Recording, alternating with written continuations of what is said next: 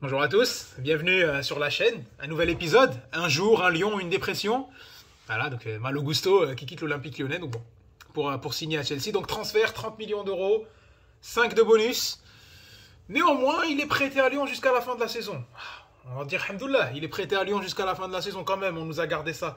Non mais on est sur du foutage de gueule professionnel.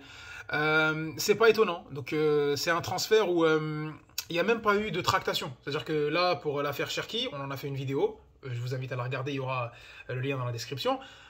Bah pour l'affaire Cherki, bon, il y a eu quelques petites discussions, c'est pas encore fait, mais bon, voilà, l'OL se montre ferme et on sait comment ça va se passer. Pour Malo Gusto, c'était simple. C'est simple. Quand tu connais la situation des deux clubs, bah Chelsea, on en parlera aussi hein, à la fin du mercato. Donc on fera une vidéo sur la fin du mercato. Bah, j'aimerais bien parler de Chelsea parce que c'est un cas un peu particulier. Et une vidéo sur le cas gratiné de l'Olympique Lyonnais. Ça va être marrant. Ah là, c'est le cirque Pinder ce qui se passe en ce moment. Bref, revenons sur Gusto. Donc, tu vois ce que Chelsea veut, des joueurs à fort potentiel, se construire un présent, se construire un avenir, comme dirait Elton Mokolo. Et ben, Malo Gusto, ça rentre dans ces cadres-là. Et tu connais l'Olympique Lyonnais, bah, quand tu travailles pas, bah, tu as des carences. Et ben, pour combler ces carences, bah, tu vends des actifs. Malo Gusto est l'un de tes actifs principaux. Bah, tu le vends pour combler ton manque de professionnalisme. Donc voilà, donc on savait quand tu vois ces deux situations-là que ça s'emboîtait parfaitement. Ils ont proposé 35 millions d'euros. Allez, on vend. Dans une situation où l'Olympique Lyonnais a encore un club fort, bah, tu le vends jamais. Tu dis bon bah non, on le vend pas. Non, je suis désolé, il fait partie intégrante de notre projet. De toute façon, c'est quelqu'un qui a un énorme potentiel. Si on croit en notre projet, en l'évolution de l'équipe, dans quelques temps, bah, il vaudra au minimum 35 et maximum, bah, ça pourra aller plus loin. Donc, sauf que non, sauf que le projet de l'Olympique Lyonnais il est déficitaire, c'est une hémorragie constante, que ce soit interne, externe. Donc à ce moment-là, bah, qu'est-ce que tu fais? Bah, tu essayes de sauver les meubles. Et tu le vends tant qu'il y a une offre qui arrive parce que tu sais que ce joueur-là bah, progressera pas. Progressera pas. Bon, donc c'est comme ça que je pourrais critiquer ce transfert-là. On sait très bien que c'était évident. L'Olympique Lyonnais est un club qui n'arrive plus à retenir ses talents. Il y a la vidéo de Romain Molina qui a parlé, elle est affligeante, accablante, mais c'est tellement vrai. Mais ça transparaît vraiment la réalité de ce club. Malo Gusto, bah Malo Gusto c'est qui hein, pour ceux qui ne le connaîtraient pas ou ceux qui ont une vision de loin, bah Malo Gusto c'est un latéral lyonnais, bon, formé à Lyon déjà. Dans le profil, c'est un latéral déjà assez athlétique quand même quand tu le vois physiquement. Pas très très costaud, mais tu vois vraiment il est très athlétique, ça va très très vite. Bonne répétition des efforts. Et on le voit sur son latéral, sur son côté latéral droit, bah, faire beaucoup d'allers-retours et ça apporte énormément offensivement. Donc c'est un joueur qui est prometteur. Je pense qu'il a même une bonne qualité de centre. Il arrive à éliminer hein, son crochet externe droit enfin le classique latéral pour prendre de vitesse. Il arrive à le faire. À tel point que ben, dans une équipe de l'Olympique Lyonnais malade, bah, tu vois le avec et sans Gusto en fait. C'est-à-dire que à tel point que ben, quand il est là, bah, les actions elles passent que par lui. Malgré le fait que tu as un joueur comme Tagliafico de l'autre côté, hein, c'est champion du monde et on connaît son palmarès. Donc à ce moment-là, donc tu vois, un joueur comme Malo Gusto, ça apporte offensivement. Par contre, ça a de grosses carences défensives. Ça a de grosses carences défensives. C'est un peu le syndrome des latéraux modernes, c'est-à-dire que très très bon pour partir de loin, pour percuter, pour être comme ça, faire des courses en rupture, il n'y a pas de problème. Mais défensivement, ça a beaucoup de carences. Déjà, il se fait un petit peu dominer physiquement quand il y a des duels physiques. Il compense un peu avec sa hargne et sa vitesse, mais ça reste léger d'un point de vue défensif, ce qui a pu coûter par le passé, même si c'est clairement pas lui à accabler sur les errements défensifs de Lyon, mais quelques points. Donc ça c'est par rapport au profil de Malo Gusto. Après, si on devrait parler maintenant de qu'est-ce que ça va laisser pour l'Olympique Lyonnais, bah, c'est complètement stupide. Parce que maintenant, bah, t'as qui sur le côté? C'est-à-dire que t'as le petit Sahel Koumedi qui vient du Havre, qui est sommairement pas mauvais, mais c'est quelqu'un qui a une doublure, au maximum une doublure. Il a 17-18 ans. Donc de grâce, on nous laisse jusqu'à la fin de la saison. Bon, ok, bah, Malo Gusto est là jusqu'à la fin de la saison, mais qu'est-ce que ça va faire?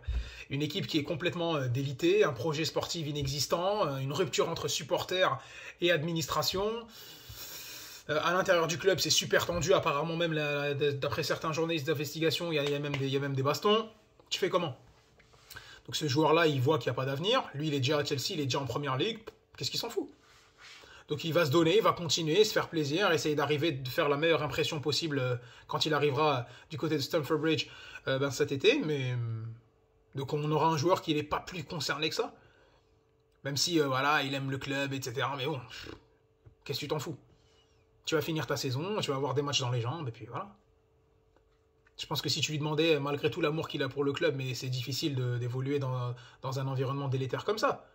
Donc oui, je dépeins un petit peu un tableau un peu noir. Ouais, mais c'est la réalité. C'est plusieurs sources. Quand tu entends des journalistes d'investigation, que ce soit sur RMC, indépendants comme Romain Molina, des insiders de l'Olympique Lyonnais, tout le monde te dépeint une situation cataclysmique.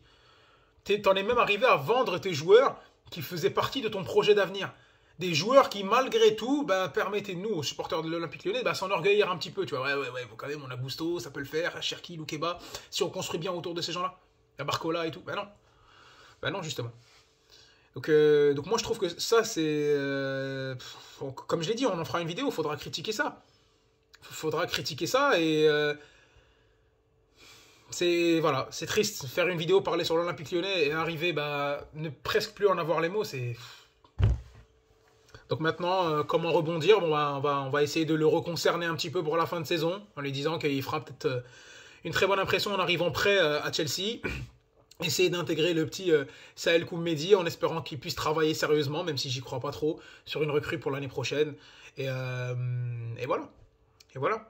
Donc moi, en tout cas, Malo, c'était sympa de l'avoir, parce que quand il est venu, ça a vraiment détonné avec Léo Dubois. Même si j'appréciais Léo Dubois, mais ça a vraiment détonné. Je trouve que c'est un joueur qui serait encore plus à l'aise dans un 3-5-2 en Bundesliga. Je pense que ça serait monstrueux. Mais en Première Ligue, ça peut être intéressant. Il y a beaucoup d'espace. Il n'a qu'à s'épaissir un petit peu et acquérir un petit peu cette mentalité de Première Ligue. Moi, je pense que ça devrait être bon. Moi, je pense que ça devrait être bon pour lui. Il y a beaucoup de choses qu'il pourra apporter à son club de Chelsea. Voilà. Donc, c'est un peu différent pour lui parce que y a Reece James qui est une référence au poste, qui est l'un des meilleurs latéral gauche, droit d'Angleterre, un des meilleurs latéraux au monde. Pour moi, à mon avis intrinsèque, Reece James est très très bon. Il est jeune, Reece James, il me semble que c'est un 2000. Lui ramener un Malo Gusto aussi qui a plus ou moins le même âge. Faut voir s'il se tire la bourre. Donc c'est un bon transfert pour Chelsea dans le sens où ils récupèrent un jeune. Ça leur coûte pas très cher parce que là ils sont en train d'envoyer pas mal. Et bon tant que Reece James est blessé et il voit qu'il est un peu fragile physiquement, ça pourra un petit peu back-up un petit peu. Et j'ai trop dit un petit peu. Mais voilà. Donc pour Chelsea, moi, en tant qu'observateur externe, je me dis, je comprends pas pourquoi, parce que là ils sont en train d'envoyer, mais ça c'est la réaction que tu peux avoir sur le mercato de Chelsea de façon générale. Mais pour eux, tu récupères un joueur qui est bon, qui n'a plus qu'à être formé, continuer d'être formé, il est vraiment en toute fin de post-formation, ça peut être intéressant, optimiser ses points forts, travailler ses points faibles, et ça peut être que bénéfique pour le club s'il le gère bien. Après pour lui, c'est un choix de carrière. T'as une situation, Lyon c'est catastrophique, t'as un club de première ligue qui est en train de se réinventer, se recréer, avec un coach qui a une philosophie de jeu, tu tentes ta chance quoi. Tu vas pas rester à Lyon, tu vas pas progresser. Donc c'est soit tu restes à Lyon, tu sais pas ce que ça va donner, tu pries pour que le club se réorganise et que ça travaille, et que tu progresses avec le club, et tu pourras être transféré dans un autre club plus tard, ou tu quittes maintenant et tu prends ton opportunité. Et à ce moment-là, c'est à lui de jouer, d'être le plus performant possible, de s'adapter. Et donc voilà, soit tu finis en titulaire à Chelsea, ou en tout cas avoir un rôle important, soit ça va être, comme disait Walid Acharchour, un prêt à Derby County, donc on sait pas. Voilà. Bon, en tout cas, bon courage à toi, Malo Gusto. C'était sympa de t'avoir. On va profiter encore les quelques derniers mois. Voilà. Supporter de l'Olympique Lyonnais, ça s'adresse à un latéral de moins de 20 ans, qui n'est même pas un crack mondial comme ça, mais c'est la situation dans laquelle on nous a mise. Voilà. J'espère que vous avez apprécié la vidéo sur Malo Gusto. Si c'était la première fois que vous avez entendu parler de ce joueur, j'espère vous avoir donné envie de le voir jouer. Si vous êtes l'Olympique Lyonnais, les supporters de l'Olympique Lyonnais, courage, force. On se soutient dans cette période difficile. Il y a le match ce soir, on va voir ce que ça va donner. Bon. En tout cas, j'espère que vous avez apprécié la vidéo. Le like, le commentaire. N'hésite pas à t'abonner pour qu'il y ait la suite de vidéos. Et on se voit très bientôt.